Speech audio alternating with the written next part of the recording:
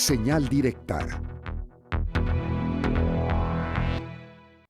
Anoche le compartíamos íntegro un comunicado que dio a conocer el gobierno del estado para sostener que, según el Ejecutivo, era improcedente el referéndum para consultar con la ciudadanía el tema del aumento a la tarifa del transporte público. Enlistaron incluso una serie de artículos en donde, según ellos, era totalmente improcedente este ejercicio de participación ciudadana. Sin embargo, el día de hoy me da mucho gusto saludar a través de Zoom a Jesús Ibarra. Él es profesor investigador del ITESO, quien sostiene que, contrario a estos señalamientos por parte del gobierno del estado, sí es aplicable este ejercicio para discutir el tema del aumento de la tarifa del transporte público.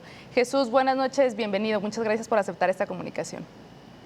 ¿Qué tal? Muy buenas noches. Encantado de estar con ustedes y con el auditorio. Y bueno, sí, efectivamente, yo tengo una apreciación distinta. ¿Cuál es el contexto? Bueno, el contexto es que el artículo 42 de la Ley del Sistema de Participación Ciudadana dice pues que los referéndums no son procedentes cuando tengan que ver con alguna cuestión de carácter contributivo. Y de ahí el gobierno del estado interpreta que carácter contributivo es una tarifa. Entonces no sé si quede claro el problema. El gobierno del estado señala que contributivo es igual a la tarifa del transporte público. Yo creo que no, porque ya hay un criterio de la Corte que establece con claridad qué es o qué significa el carácter contributivo. Y bajo esa interpretación de la Corte, que además que es la que hay que asumir, porque es el máximo tribunal de este país y ya tiene ese precedente, tiene otra perspectiva sobre qué es el carácter contributivo. De acuerdo con la Corte, el carácter contributivo básicamente tiene que ver con impuestos, con pagos para financiar el gasto público. Eso tiene que ver con tributos, con carácter contributivo. Y claro, una tarifa del transporte público se parece más a un servicio, no a un gasto que va a contribuir después a la hacienda pública. Entonces, esa perspectiva de la Corte, esa interpretación que tiene, haría efectivo, procedente el referéndum. Otra cuestión importante, lo que tendría que justificar el gobierno del estado es cómo o de dónde puede considerar que una tarifa del transporte público al gasto público general. ¿No suena más una tarifa que es un costo por la operación de un servicio? Y si uno lo ve entonces con ese criterio de la Corte, pues no tiene mucho sentido la interpretación del gobierno del Estado. Claro, no es un pago de impuestos, es el pago de un servicio, pero aún así estuvieron señalando, Jesús, que estaba totalmente desfasado. Si bien ya nos explicabas este criterio por parte de la Corte, digamos, ya está entonces ahora sí que acorralado el gobierno del estado para poder llevar a cabo este ejercicio, o tendría que ser definitivamente por el lado del Instituto Electoral y de Participación Ciudadana, porque también lo que señalaban es ellos son la ventana específica para tramitar este tipo de ejercicios. Ya está ahora mismo en el proceso de las firmas. Luego le corresponde el Instituto Electoral y de Participación Ciudadana del Estado de Jalisco, tiene la competencia para determinar la validez de este proceso de firmas. Luego pasa el tema al Consejo de Participación Ciudadana y ya sea en el Instituto Electoral o en el Consejo,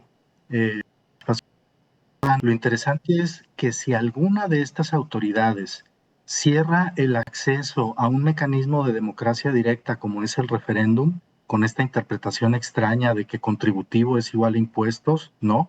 Si eso ocurre, entonces desde luego que se puede impugnar esa decisión ante los tribunales electorales porque estarían violando un derecho político. Esto es importante porque no se ha mencionado en el debate, es decir, se ha mencionado si eso no es válido, si lo contributivo corresponde a un impuesto, un servicio, pero ¿qué sucede si tal cual el positivo se cierra y hacer el referéndum? Bueno, hay instancias judiciales con medios de impugnación que protegen derechos políticos en los tribunales electorales mediante un recurso de revisión, un recurso de apelación, incluso un juicio para la protección de derechos político-electorales, que pueden alegar la recuperación de este criterio de la Corte para impugnar la decisión de esta autoridad en caso de que considere que no es procedente el referéndum. En otras palabras, a la interpretación del Ejecutivo porque hay medios de impugnación en materia electoral sobre estos instrumentos de participación ciudadana. Qué bueno que lo comentas, Jesús, porque muchas personas se preguntan qué pueden hacer, porque realmente es un tema de imposición que se toma, es una decisión que se tomó, digamos, en un comité tarifario, pero la ciudadanía se siente excluida y justamente es a través de estos mecanismos en donde puede hacer valer su opinión. Y quisiera preguntarte también, Jesús, una vez que se llegue a hacer este referéndum, ¿es posible revertir lo que ya se autorizó por el comité de tarifas? Es decir, si realmente procede este ejercicio, se realiza y la mayoría vota porque no se haga este tarifazo, ¿se puede revertir? Y desde luego tiene carácter vinculante.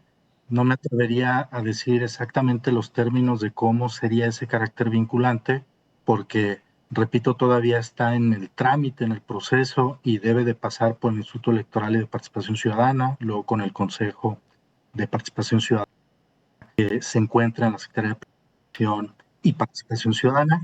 Y una vez que pasa por ahí, cuando ya se determina los efectos que tiene, es probable, es posible, jurídicamente se puede el que se revierta o se vuelva a revisar, por ejemplo, la tarifa. Y repito, también si cierran la puerta a este ejercicio de participación ciudadana, democracia directa, es perfectamente impugnable ese acto y pues con los presentes de la Corte o algunos otros más del Tribunal Electoral, pues promete que puede pues respetarse esa decisión de los ciudadanos, pues que entiendo que es muy nutrida hasta el día de hoy con las firmas. Jesús, muchísimas gracias por esta explicación y por darle a conocer a la audiencia que hay varias herramientas legales, jurídicas y electorales para poder proceder contra este tipo de decisiones unidireccionales. Muchas gracias y buenas noches. Al contrario, muchas gracias a ustedes y buenas noches. Saludos. Gracias a Jesús Ibarra, es profesor investigador del ITESO.